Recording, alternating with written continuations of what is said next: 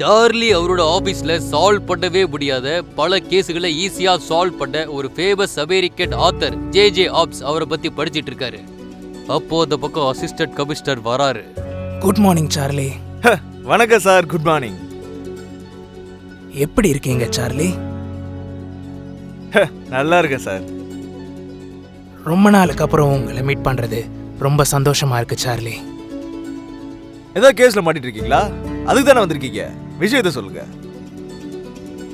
அட ஆமா சார்லி, எப்படி அதை ஈஸியா கண்டுபிடிச்சீங்க?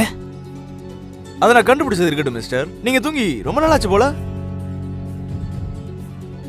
எப்படி சார்லி கரெக்டா சொல்றீங்க?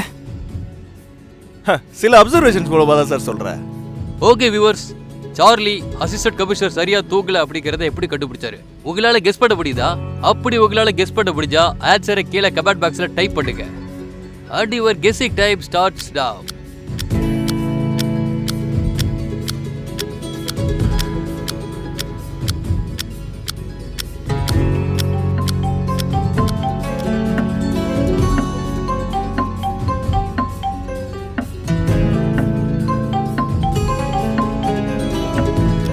ஓகே வியூவர்ஸ், இதுக்கு ஆன்சர் என்ன அப்படிங்கறத பார்க்கலாம். சார்லி அசிஸ்டன்ட் கமிஷனரை பார்த்த உடனே அவர் சரியா தூக்கல அப்படிங்கறத கண்டுபிடிச்சிட்டாரு. அது எப்படி கண்டுபிடிச்சிருப்பாருன்னா, அசிஸ்டன்ட் கமிஷனரோட பேட்சை பாருங்க. லெஃப்ட் சைடுல 4 ஸ்டார்ஸ் இருக்கு, ஆனா ரைட் சைடுல 3 ஸ்டார்ஸ் தான் இருக்கு. அது மட்டும் இல்லாம ஒரு யூனிஃபார்ம்ல இருக்க நேம் பேட்சை பாருங்க, அது தலைகீழ இருக்கு. ஒரு மனுஷன் சரியா தூங்கல அப்படின்னாதான் இப்படி ஸ்டாரை மிஸ் பண்ணுவாரு, நேம் பேட்சை இப்படி ஸ்ட்ரெயிட்டா கூட இல்லாம தலைகீழ போடுவாரு. இதை வச்சு நம்ம சார்லி அசிஸ்டன்ட் கமிஷனர் சரியா தூங்கல அப்படிங்கறத கண்டுபிடிச்சிருக்காரு. அட ஆமா சார்லி சார், நீங்க சொல்றது சரிதான். நான் சரியா தூங்கிய ரொம்ப நாள் ஆச்சு. அதுக்கு காரணம் புது கேஸ்.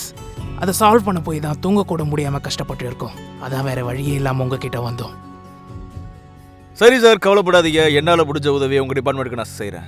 என்ன பிரச்சனை, என்ன கேஸ் சொல்லுங்க. இதையெல்லாம் கேட்டுட்டு நம்ம ஏசிபி சார் கதையை சொல்ல ஆரம்பிக்கிறாரு. ராபர்ட்ஸ் அப்படின்ட்டு ஒரு பெரிய கோடீஸ்வரர் சிட்டியில் இருக்காரு. அவருக்கு கிட்டத்தட்ட 5500 கோடி ரூபாய்க்கு மேல சொத்து இருக்கு. அவருக்கு 4 மகன்கள் இருக்காங்க. முதல் பையன் பேரு தாமஸ் ராபர்ட்ஸ், 2வது பையன் பேரு மார்க் ராபர்ட்ஸ், 3வது பையன் பேரு ஜேசன் ராபர்ட்ஸ், 4வது பையன் பேரு மைக்கேல் ராபர்ட்ஸ். ஒரு நாள் ராபர்ட்ஸ் வீட்டில் இருந்தப்போ ஒரு அன்னோன் நம்பர்ல இருந்து மிரட்டல் கால் வருது. நான் உங்க கர்மா பேசுறேன். நீங்க இந்த எல்லா சொத்துக்களையும் மக்களை ஏமாத்தி தான் சம்பாரிச்சிருக்கீங்க. நீங்க செஞ்ச பாவம் உங்களை சும்மா விடாது. உங்க சொத்துக்களை அனுபவிக்க உங்க மகன்கள் யாரும் உயிரோட இருக்க மாட்டாங்க. ஒருத்தரா சாவாங்க. உங்களோட ஆசை மகன் தான் முதல்ல சாவான். அவன் கிட்ட இருந்துதான் உங்க குடும்பத்துக்கு அழிவு ஆரம்பிக்க போகுது. கர்மா இஸ் a boomerang. அப்படின்னு ஒரு மெசேஜ் வருது. அதை கேட்ட உடனே ராபர்ட்ஸ்க்கு பயங்கர பயம். என்ன பண்றதுனே தெரியல. சரி, போலீஸ் கிட்ட சொல்லிடலான்னு சொல்லிட்டு எங்களை அணுகிறாரு. இதான் சார் எனக்கு வந்த மெசேஜ். எனக்கு ரொம்ப பயமா இருக்கு சார். எனக்கு வேற 4 பசங்க இருக்காங்க சார். கவலைப்படாதீங்க சார், உங்களுக்கு உதவி செய்ய தான் போலீஸ் டிபார்ட்மெண்ட் இருக்கும். சரி, அதில் வந்திருக்கிற மாதிரி உங்களுக்கு எதிரிங்க புதுசாக இருக்காங்களா? எனக்கு எதிரிகை யாரும் இல்லை சார். அதுவும் சமீப காலத்தில் புது எதிரிகை யாருமே இல்லை சார். சரி சார், ஆனால் வாய்ஸ் நோட்டில் இந்த சொத்துக்கள் எல்லாத்தையும் நீங்கள் மக்களை ஏமாற்றி சம்பாரிச்சிங்க அப்படின்னு சொல்லியிருக்காங்க. அப்படின்னு பார்த்தா எதிரி சமீபத்தில் உருவானவனாக இருக்க மாட்டான். ரொம்ப நாளாக உங்களை கண்காணிச்சவனாக இருப்பான். இல்லை சார், எனக்கு ரொம்ப நாளாவே எந்த எதிரிகளும் கிடையாது. இந்த மெசேஜ் வந்திருக்கிறத பார்த்து எனக்கு ரொம்ப பயமா இருக்கு. இவ்வளோ குயிக்கா இவ்வளோ சொத்து சம்பாதிச்சிருக்கேன்னு பல பேர் மேலே கோபமா இருக்காங்க.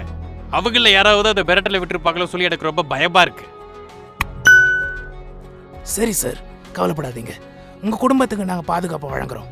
ஆனால் அந்த வாய்ஸ் உங்களோட ஆசை மகன் ஒருத்தன் தான் சாவான் அப்படின்னு சொல்லுது. அப்படி இருக்கிறப்போ உங்கள் ஆசை மகன் யார் சார்? அந்த ஒரு மனிதனுக்கு, அந்த ஒரு மகனுக்கு நாங்கள் அதிக ப்ரொடெக்ஷன் தரோம், முன்னுரிமை வழங்குறோம். சார், எனக்கு இருக்க 4 மகன்களுமே என்னோட ஆசை மகன்கள் தான். அவங்க எல்லாருமே எனக்கு முக்கியம். இல்லை சார், இப்படி சொன்னா எப்படி? கொஞ்சம் யோசிச்சு பாருங்க. சமுதாயத்தில், மக்கள் மத்தியில், மக்களோட பார்வையில் நீங்கள் யார் மேலே ரொம்ப அன்பு செலுத்தின மாதிரி இருக்கு? சார், 4 பசங்க மேலேயே நான் அன்பு செலுத்திட்டு தான் இருக்கேன். 4 பசங்களுமே எனக்கு முக்கியம் தான். என்னோட 4 பசங்களுக்குமே சேர்த்து மொத்தமாக ப்ரொடக்ஷன் போட்டிருக்கேன். சரி, கவலைப்படாதீங்க சார். தைரியமா போயிட்டு வாங்க, நாங்க பாத்துக்கிறோம். அசிஸ்டன்ட் கமிஷனருக்கு அந்த கில்லர் முதல்ல யாரை கொல்ல போறா அப்படிங்கிற ஒரு தாட் இருக்கு. அதனாலதான் சார்லியை வந்து அணுகுறாரு. இதான் சார் பிரச்சனை. எப்படியாச்சும் அந்த கில்லர் அவரோட ஆசை மகன் யாரா இருக்கும்னு நினைக்கிறாரு அப்படின்றத மட்டும் உங்களால கண்டுபிடிச்சு சொல்ல முடியுமா? சரி சார், கவலைப்படாதீங்க. அந்த 4 பசங்களை பத்தி என்கிட்ட சொல்லுங்க. அந்த 4 பசங்களையும் நான் பார்க்கணும். அந்த 4 பசங்களோட போட்டோகிராஃப்ஸ் இருந்தா எனக்கு அனுப்புங்க. ஏசிபி ஒத்துழைக்கிறாரு. சார்லி அந்த 4 பேரையும் கூர்ந்து கவனிக்கிறாரு. அவரோட 3ஆம் கண் இந்த டிடெக்டிவ் சார்லி ஐயால அந்த 4 பேரையும் ஸ்கேன் பண்றாரு. முதல் மகனான தாமஸ பாக்குறாரு. தாமஸ் பாக்குறதுக்கே நல்ல வெல் ஆஃப்னு தெரியுது. ஒரு ரிச் லுக், பாக்குறதுக்கு ஒரு பணக்கார வீட்டு போய் எப்படி இருப்பாடோ அப்படிலாம் இருக்காரு.